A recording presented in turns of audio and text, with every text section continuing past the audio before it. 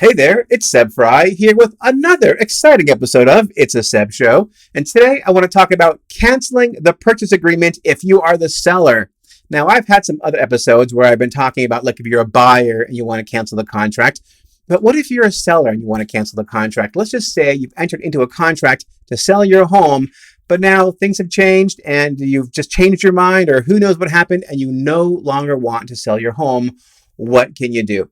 Well, I've got some good news and some bad news. But before I share the good news or the bad news with you, I want to say that I am not a lawyer, so I can't give you legal advice. And in fact, nothing in this video constitutes legal advice. And if you are in a situation where you are a seller and you have a contract signed to sell your house to somebody, you want to cancel it, consult a lawyer. Okay, well, there you go. So now I've got that part out of the way.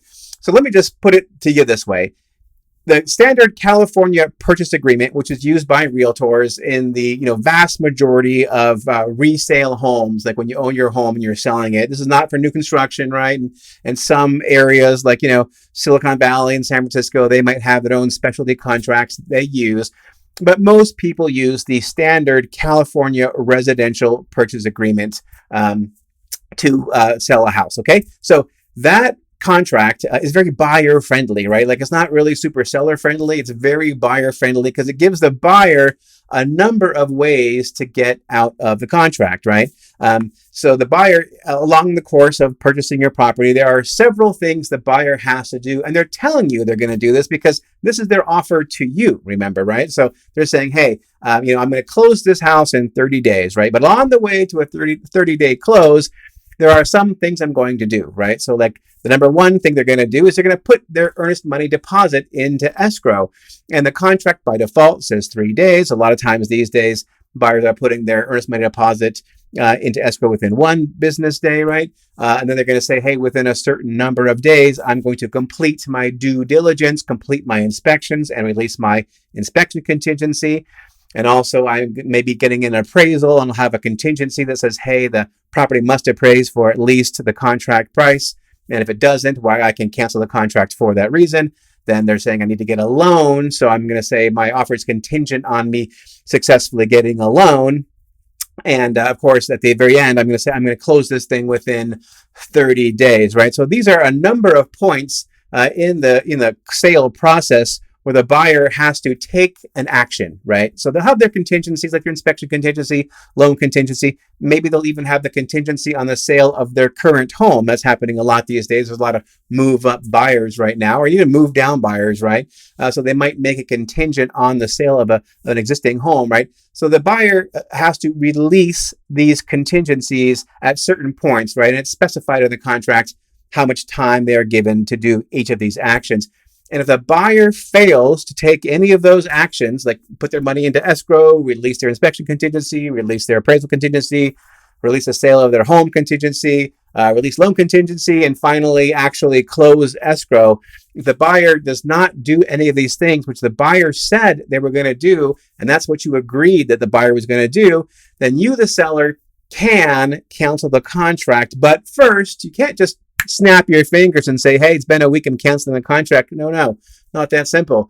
You have to issue a form to a buyer called a notice to buyer to perform. And what it says, it has a bunch of checkboxes on there. And it says, listen, buyer, the contract says that by now you should have done these things. And I need you to do these things within the next 2 days. And if you don't, then I may cancel the contract. It doesn't mean that you actually are canceling the contract, but it basically gives you like a big sword of Damocles, which you can hang over the buyer's head once you've sent that notice to perform. And so 2 days after you send that notice, if the buyer still has not performed, you can, at that point, snap your fingers, cancel the contract, and the deal is off and you walk away scot-free. But what happens if the buyer actually is performing? What happens if the buyer is actually doing everything the buyer said that they are going to do? What happens then? Well, that is a little bit of a problem, right? Because the seller does not actually have any way out per contract, except unless the buyer fails to do what they say they're going to do. Let's just say the buyer is doing everything and you still want to cancel the contract. Well, no one is going to force you, at this point anyway, to sell your property to the buyer, right? I mean, you don't have to sign the grant deed at the end of the day, right? And if you don't sign the grant deed, guess what? the property does not transfer, right? But at that point, you are opening yourself up to serious legal jeopardy, right? So again, I'm not a lawyer, and if you're thinking about canceling a contract, make sure you talk to a lawyer about this. But basically, the buyer then has a couple of options. They can sue you for damages. They can take you to court and say, listen, I've been financially damaged in some way because you did not sell the house like you agreed me to, and I want you to pay me a bunch of money. And who knows how much money. They have to prove their damages. I'm not a lawyer. Talk to a lawyer about that. Or the buyer could sue you for specific performance, right? They could take the contract to the judge and say, hey, judge, listen, we have a contract here, and I did everything I said I was going to do, and the seller now is not selling it to me. I want you to force him to sell the property to me. Now, could that happen? Yes. Have I ever seen it happen? I've never seen that happen. None of my sellers has ever canceled the contract when the buyer was performing. I've had sellers to cancel when the buyers weren't performing. That happens, from time to time. But I've never had a seller just turn around and say, you know what? I'm just canceling. I want out. But I have had sellers raise the question, hey, how do I get out? And that's kind of why I'm making this video, so that you understand that really the only way out per the contract is if the buyer fails to perform. Otherwise, you're obligated to sell your house to the buyer. Now, a lot of buyers, because they don't have the time or the wherewithal or whatever to actually take you to court about it, like in practical purposes, it may just end right there. The buyer might just ask you for all the money that he spent, like inspecting your house and appraisals or whatever else. I mean, maybe the buyer really isn't out that much. And maybe if you have some kind of tragedy, they'll understand. I don't really know. But I would count on any of that happening.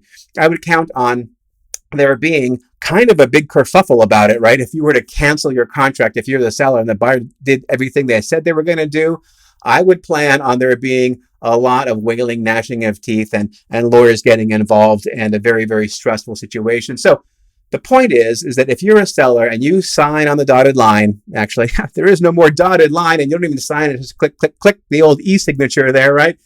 Make sure that you are positive that you are going to sell the property, that you've talked to everybody in the family, you've talked to your accountant, so that you understand your tax situation, you know where you're going and when. Make sure you have all that figured out so that you don't put yourself in a position where you might have to cancel the contract because you really haven't put all your ducks into a row. All right, well, that's it. That's all I got for this episode of It's a Seb Show. But listen, would you do me a favor, man? It would be fantastic if you would do this thing. Give me a like. Give me a thumbs up. I would really appreciate that. And I would die if you would write a little comment on this video and let me know what you think. And if you would share this with somebody that you know who maybe is in a situation where they are a seller and they want to cancel the contract, they would probably thank you for sharing it. And I would too, if I knew that you were sharing it. And this would be tops. This would be like the bomb. If you would click that link, bing, and subscribe to my YouTube channel, that would be completely awesome. All right, well, that's it for this episode of It's a Seb Show. Thank you so much for watching, but don't worry, hey, it's okay. I'll have another episode up again before too long.